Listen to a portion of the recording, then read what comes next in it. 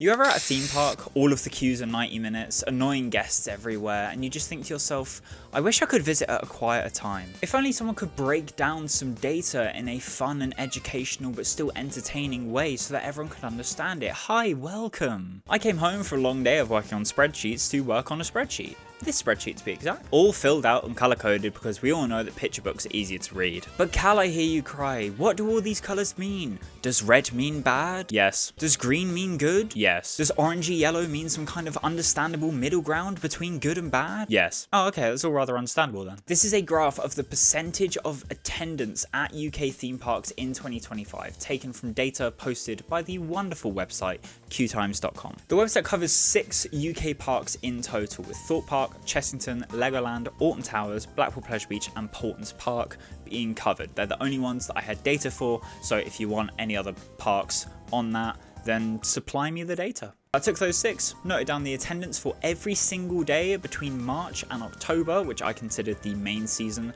of UK theme parks, whacked some nice colours on it, and here we are. And today I'm going to show you through all of it. Some interesting bits, some irregularities, and to cap it off, I will tell you when the busiest and quietest times for UK theme parks are. So as mentioned, red is very busy indeed, and green is dead quiet. I've also noted down the weekends marked in grey, bank holidays are in purple, and school holidays are in blue. First thing you'll notice off the bat is that weekends and school holidays are busier.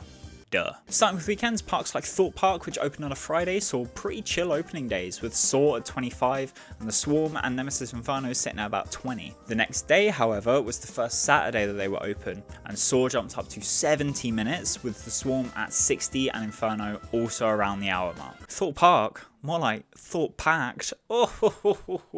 Crowd level based comedy. These numbers were pretty consistent across the parks. There's then a week gap between this weekend and half term, during which all of the parks are pretty quiet, with Towers being the busiest on average. Easter half term brings the first bit of really interesting data, where the first half of Easter half term really isn't too busy. It's a little bit of an uptick, but it's not too much for shift. Blackpool feels the crowds the busiest at the start, but that is also because it's had the most closed days of the season so far, so people have had less time to go. However, the second week of half term jumps up a lot more, with Chessington, Legoland and Blackpool all nearly hitting capacity on multiple days. Chessington, more like chessing tons of people in the queues. It's dumb as hell. Something weird happens just after the half term as well. There's a bank holiday on the Monday, but the parks are relatively quiet. And then the Tuesday afterwards, the London parks are rammed. Thorpe, Chessington and Legoland. Yes, I know Legoland isn't technically London, shut up. As far as I can tell, the Tuesday is the day that most schools around the area went back in, so I have no idea why it got busy on this day particularly. May rolls around and we hit a sweet spot for the time for visiting theme parks. The weather's getting nicer, the midweek dates are insanely quiet, with Chessington, Legoland and Portons all hitting single digit attendance percentage figures, mainly because all of their target demographic are back at school. Portons, more like Paul, tons of people at home because the park isn't busy, and then half term hits again. So yeah, we're starting to see a pattern where half terms get a lot busier than the midweeks, which we're completely expecting. June gets a little bit more interesting as it's really a tale of two halves. The first half of the month is pretty similar to May. Pretty quiet, single digit attendance across most parks other than Alton Towers. It is important to note though that these parks obviously do have different capacities, so a 20% day at Alton Towers might be completely different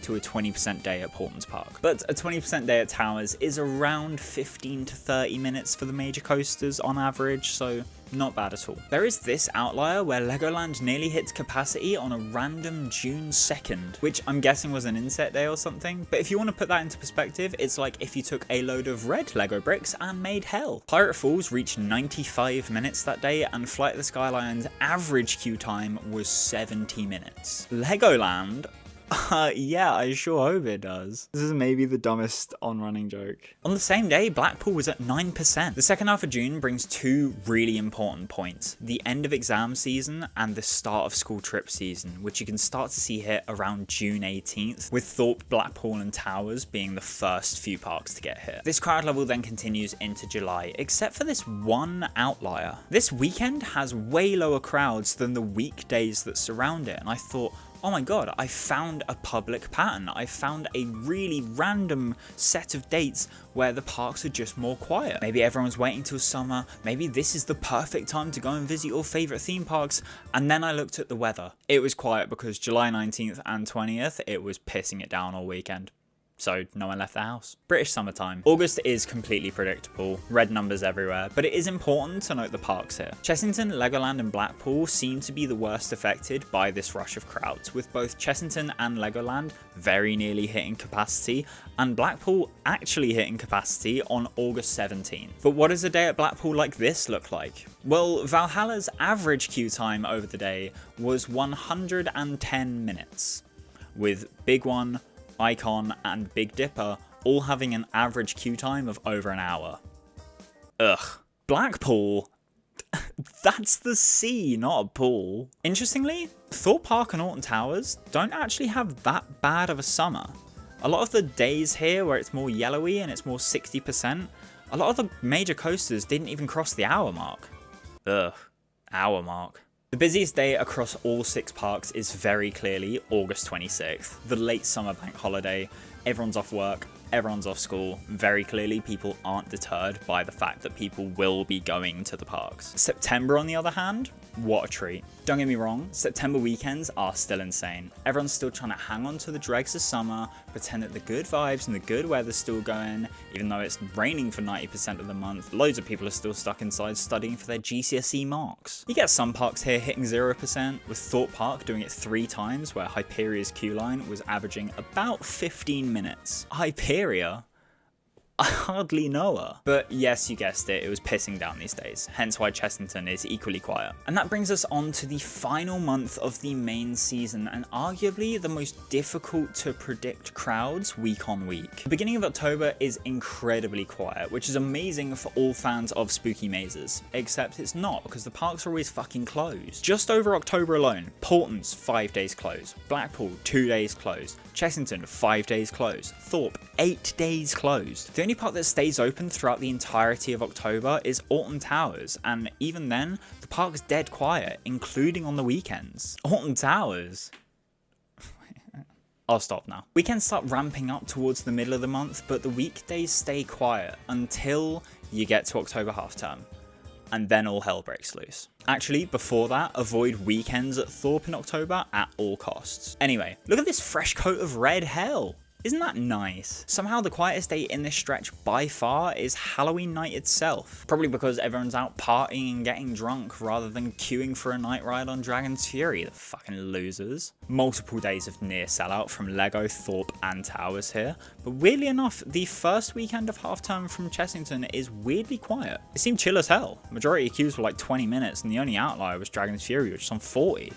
Weird. So what periods were the busiest and quietest? Let's start with the quietest. The sweet spot for me looks like the midweek days in September. Weather's still hanging on to summer, but everyone's gone back to school and uni and work, so if you do have time for theme parks, this is the time to do it. Alongside that, midweeks in early October also look like a green zone, so if you want that Halloween feel, that's where to go. If you want the low queues but still good weather, first of all, move out the country. Second of all, aim for the midweeks in May but outside of kind of half-term season, and the midweeks in June but not in the second half of June when school trip season has started and when exams are over. If you simply can't do midweeks, then my weekend recommendations would be in late May. It's exam season, everyone's just waiting for the holidays, and for similar reasons, you can do this with June as well. And if you can only do school holidays, then the first week of Easter half term looks like your best bet. I don't know why, and I don't know why it's completely different to the second week of half term, but it just is. Busy periods. There is no quiet period in the summer holidays. There just isn't. You can't escape it. You might as well just go and enjoy the sun. I'd say the only way you could possibly avoid it is by going in the first week of the summer, but even then the trends might not match up this year. Similarly, Halloween week, with some of the busiest days in theme parks all year happening in this week, for some reason other than Halloween itself. Clearly, the Halloween events and late openings are bringing in the guests. Did you hear that, UK parks?